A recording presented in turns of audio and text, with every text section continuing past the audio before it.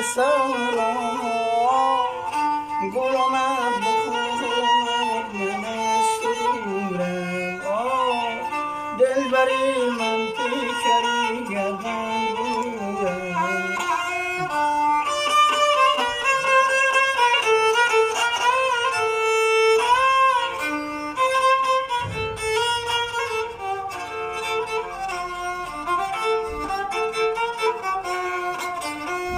گر سفر تو خیتلا برات میارم ایر اومد بخور اومد میرم به سرم دلبری من پیکری گردن بورم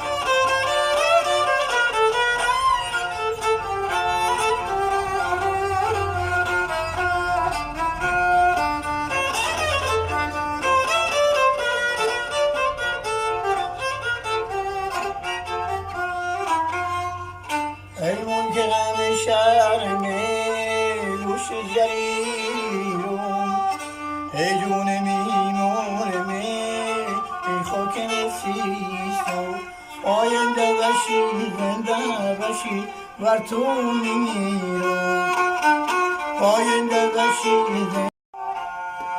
بسم الله الرحمن الرحیم.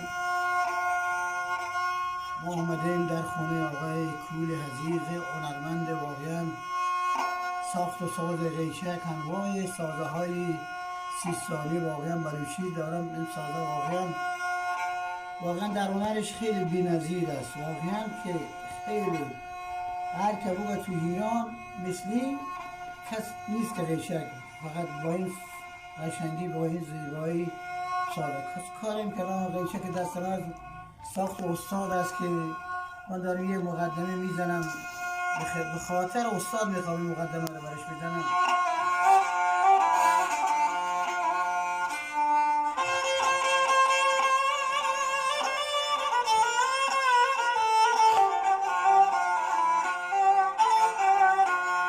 ای ملک غم شرم گوش جریرم ای جون میمونم ای خاک نسیستم پاینده باشی زنده باشی ور تو میمیرم پاینده باشی زنده باشی ای ملک سیستم.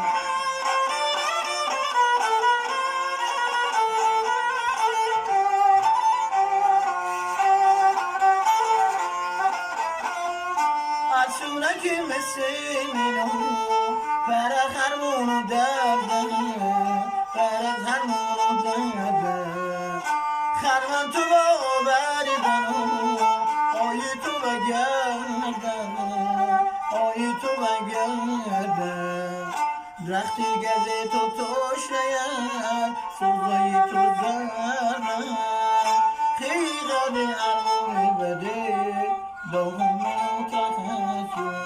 پاینده باشی زنده باشی ور تو میمیرم پاینده باشی زنده باشی ای ملک سیستم. یک موسیقی